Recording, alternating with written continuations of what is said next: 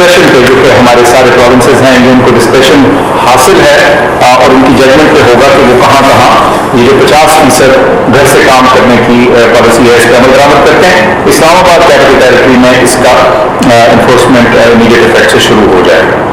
जो commercial activities के लिए शाम 10 बजे की लिमिट थी, वो इसी तरह से रीइंफोर्स की जाएगी फिलहाल। ज़ाहिर है एसेंशियल सर्विसेज के ऊपर इसका इतलाक नहीं होता। ये पहले भी हम इसी तरह से कर चुके हैं। एसेंशियल सर्विसेज में आपको मालूम है, जिस तरह दवाइयों की दुकानें हैं, इस तरह की चीज़ें। अम्यूजमेंट पार्क जो हैं, ये सारे मुल्क में शाम 6 बजे बंद करने की हमारी डिसीजन और हदायत है। इसके अलावा अगर कोई सूबा या कोई शहर जो है अपने एदाद शुमार के मुताबिक इसको जल्दी करना चाहे तो बाहर का वो उनकी जजमेंट उनके पास है। इसके अलावा एक और फैसला ये हुआ था कि जो शादियां हैं, जो इंडोर वेडिंग्स हैं, यानी जो हॉल्स के अंदर हैं, और जो रेस्टोरेंट्स हैं जो कि कमरे के अंदर या हॉल के अंदर खाना खाने की जो सूरत हाल है, और सिनेमाज और श्राइन्स, ये हमने पहले कहा था कि 15 मार्च से ये विड्रॉ हो जाएंगी, यानी इनकी इजाज़त हो जाएगी। लेकिन ये मौजूदा सूरत हाल देखते हुए फैसला ये किया गया है कि ये जो एक्सपेक्टेड इन चीज़ों का स्टार्ट था उसको रोक दिया गया है, और लेकिन आउटडोर डाइनिंग और जो आउटडोर वाली पॉलिसी है वो जारी रहेगी।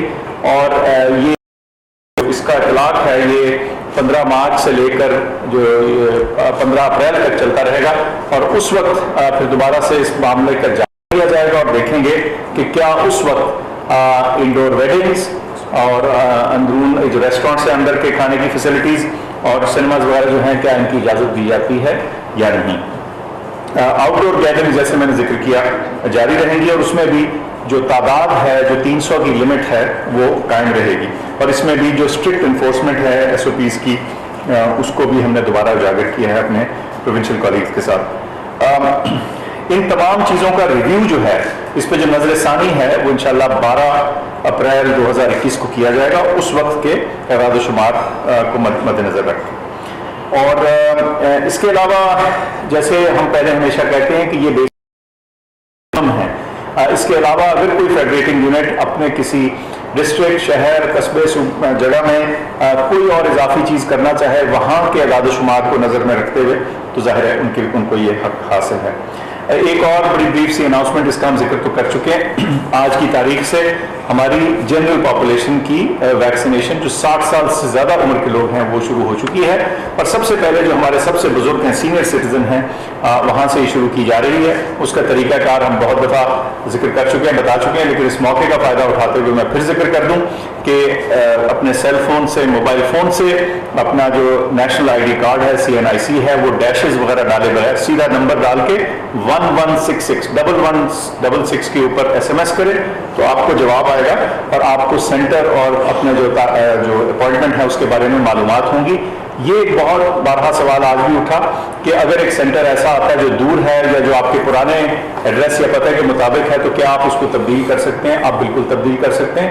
1166 पे फ़ोन कीजिए, या एक वेबसाइट है जो हमने ट्वीट भी की है, उसको दोबारा भी आपको बता देंगे, उस पर जाके आप खुद से भी अपना सेंटर चूज कर सकते हैं। ये बस वादे कर दूं कि इस सेंटर को चूज करने या इसको रिस्ट्रिक्ट करने का मकसद सिर्फ इतना है कि जहां आप जाएं वहां मुनासिब मिकदार में, तादाद में वैक्सीन मौजूद हो, ताकि किसी किस्म की तकलीफ का सामना ना हो। तो मैंने तो यही चीज़ें बतानी थी। अब शफकत साहब ओवर टू यू। जी शुक्रिया डॉक्टर फैसल साहब, जो आपने सारा हेल्थ की और हेल्थ रिलेटेड मेजर्स का ऐलान किया। हमने तालीम के तनाज़ुर में भी देखा कि बीमारी का फैलाव कैसा है और क्या फ़ैसले करने हैं, क्योंकि ये जहन में रखा जाए कि तकरीबन 5 करोड़ बच्चे जो हैं वो स्कूल्स में और कॉलेजेस में और यूनिवर्सिटीज़ में जाते हैं। तो ये एक ऐसा सेक्टर है जिसका बड़ा डायरेक्ट जो है वो असर पड़ता है बीमारी पर। इसलिए इसको हमेशा तालीम की नज़र से भी बीमारी के फैलाव को देखा जाता है। तो इसमें सारे पाकिस्तान में जो सूरत हाल है उसको जायज़ा लिया गया। जो अच्छी खबर है वो ये है कि सिंध में, बलूचिस्तान में हालात जो हैं वो अभी तकरीबन ठीक हैं और वहाँ पे ये फैसला किया गया कि जो 50% बच्चे हैं वो रोज़ आया करेंगे और सोशल डिस्टेंसिंग के साथ, यानी कि दूर दूर बैठने के साथ, मास्क के साथ जो सारी SOPs पहले बनाई गई थी उसके मुताबिक सिंध में, बलूचिस्तान में जो है अमल दरामद होता रहेगा। बाकी सूबे जो पंजाब में और खैबर पख्तूनख्वा में कहीं कहीं मसाइल नज़र आए हैं और आज़ाद कश्मीर में, गिलगित बल्तिस्तान में सूरत हाल बिल्कुल ठीक है। तो इसलिए जो सूरत हाल पंजाब में और एक दो जगह पे KP और आज़ाद कश्मीर में नज़र आई है, उसके बारे में जो फैसले किए गए हैं वो ये हैं कि बाकी सारे सूबे में तो 50% के हिसाब से बच्चे स्कूल आते रहेंगे, यूनिवर्सिटीज़ में, कॉलेजेस में, लेकिन इन शहरों में जिनके मैं नाम लेने लगा हूँ वहाँ सोमवार से यानी कि 15 तारीख से बाहर की छुट्टियां जो है वो शुरू हो जाएंगी और वो 28 मार्च तक रहेंगी। यानी कि अगले 2 हफ्ते इन शहरों में जिनका मैं ऐलान, सारे तालीमी इदारे जो है सोमवार से बंद हो जाएंगे और वो बाहर की छुट्टियां, स्प्रिंग ब्रेक जिसे कहते हैं, वो ले लेंगे। और ये शहर जो पंजाब में है उनका मैं जिक्र करूं कि फैसलाबाद, ये डिस्ट्रिक्ट कह लें आप, फैसलाबाद, गुजरांवाला, उसके बाद लाहौर, गुजरात, मुल्तान, रावलपिंडी और सियालकोट।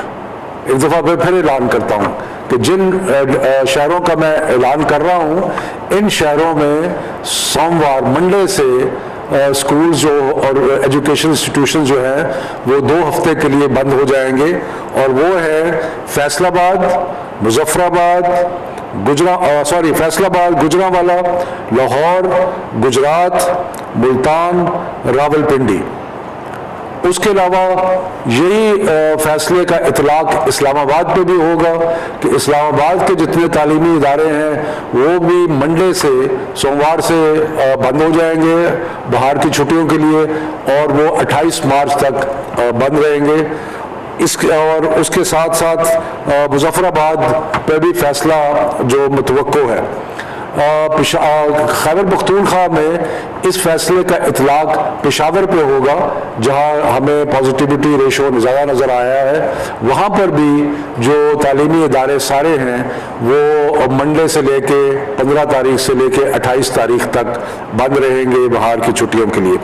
तो इससे और बाकी जो डिस्ट्रिक्ट्स हैं या बाकी शहर है वहाँ पे आधे स्टूडेंट्स जो कि पहले आते थे उसी तरह सिलसिला चलता रहेगा, लेकिन सूबाई हुकूमतें जो है वो इन मामलात का बड़े बारीक बीनी से जायजा लेती रहेंगी और जहाँ जहाँ महसूस किया कि हालात कुछ ख़राब हो रहे हैं वो वहाँ पे स्कूल भी बंद कर सकते हैं, किसी शहर को भी बंद कर सकते हैं। यानी कि ये कांस्टेंट रिव्यू जो है वो रहेगा। इसी तरह national command and operation centre जो है इसमें भी हम अगले 2 हफ्ते के लिए मंडे से लेके जब स्कूल्स और एजुकेशनल इंस्टीट्यूशंस बंद होंगे तो हम इसका हालात का बार बार जायज़ा लेते रहेंगे।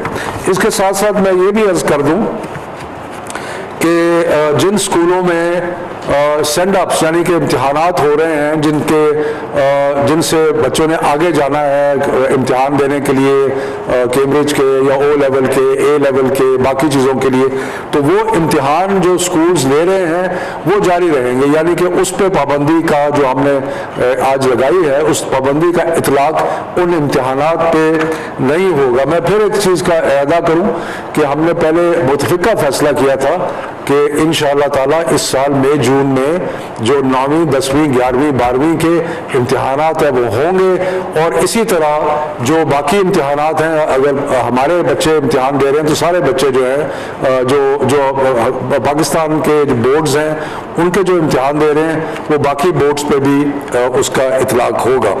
तो ये चंद एक फैसले थे जो आज लिए गए, और मेरा ख्याल है कि स्कूल्स को इंडिविजुअली अपने तौर पे भी अपनी सिचुएशन जो है उसको मॉनिटर करते रहना चाहिए, और जहां उनको कुछ ऐसी सूरत हाल जो गैर मामूली हो वो नज़र आए तो उसको हुकाम को उसकी इतला देनी चाहिए।